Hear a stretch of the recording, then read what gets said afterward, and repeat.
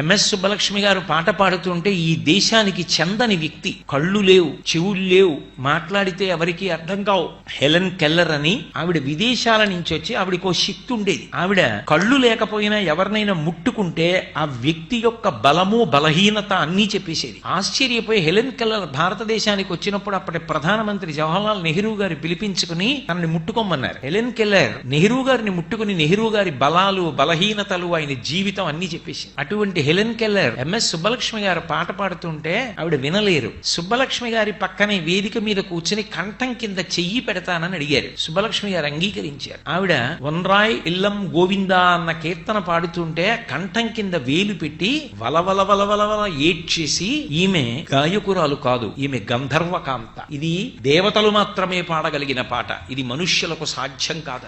ఇన్ని కష్టాలలోంచి వచ్చిన ఎంఎస్ సుబ్బలక్ష్మి గారో తెలుసా? చిన్నతనంలో ఎంఎస్ సుబ్బలక్ష్మి గారిని ఇంటికి తీసుకెడుతున్నారు వాళ్ళ అమ్మగారు. ఆవిడ ఎంత కష్టపడి పెంచిందో మహాతల్లి. షణ్ముఖవడివు పేరు. మధురైలో ఉండేవారు. మధురై షణ్ముఖవడివు సుబ్బలక్ష్మి ఆవిడ పేరు. ఆ తల్లి ఇంటికి తీసుకెళ్లి అన్నం పెడితే కూర వేయడానికి పచ్చడి వేయడానికి లేక మజ్జిగలో నీళ్లు కలిపి పల్చటి మజ్జిగ అన్నంలో పోస్తే పక్కింట్లో మంచి వంటలు చేసుకున్న వాసన వస్తోంది. సుబ్బలక్ష్మి గారు హఠం చేశారు, నేను తినను, నాకు కూర కావాలని. కూర తినడానికి కూడా నోచుకోలేనంత దరిద్ర్యం అనుభవించినటువంటి తల్లి తరువాతి కాలంలో కోట్లు సంపాదించి తృణప్రాయంగా ₹1 తాను ఉంచుకోకుండా సమాజానికి దానం చేసి, అందుకు కదూ ఇప్పటికీ స్మరిస్తారు ఎంఎస్ సుబ్బలక్ష్మి గారంటే. ఎంఎస్ సుబ్బలక్ష్మి గారికి తల్లి మధురై షణ్ముఖవడివు అంటే ప్రాణం. అమ్మ అంటే అంత గౌరవం. భర్త సదాశివం గారంటే అంత గౌరవం. ఆవిడ ఒకప్పుడు ఇంటర్వ్యూలో విలేకరులు అడిగారు, మీరు జీవితంలో ఏం కోరుకుంటారని అడిగారు. నా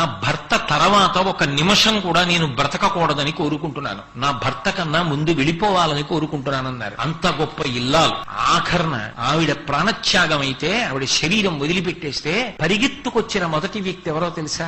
భారత రాష్ట్రపతి పదవిలో ఉండి విమానం ఎక్కి ప్రత్యేక విమానంలో చెన్నై వచ్చి ఆమె శవపీఠిక ముందు చేతులు కట్టుకు నిలబడి కందుల వెంట బాష్పధార కారుతుండగా అబ్దుల్ కలాం గారు ఒక మాట చెప్పారు, నాకు ఈ లోకంలో 3 తల్లులు ఉన్నారు. మొదటి తల్లి నాకు జన్మనిచ్చిన మా అమ్మ, రెండవ తల్లి ఈ దేశమాత, మూడవ తల్లి ఏ తల్లి సంగీతం వింటే నేను కష్టాలు మరిచిపోయానో ఆ సుబ్బలక్ష్మి గారిలో నేను తల్లిని చూశాను. ఇవాళ నేను ఇంకొకసారి తల్లిని పోగొట్టుకున్నానని శవయాత్రలో సుబ్బలక్ష్మి గారి శరీరాన్ని తీసుకెళ్తున్నప్పుడు ముందు నడిచి వెళ్ళాడు ఆయన భారత రాష్ట్రపతిగా.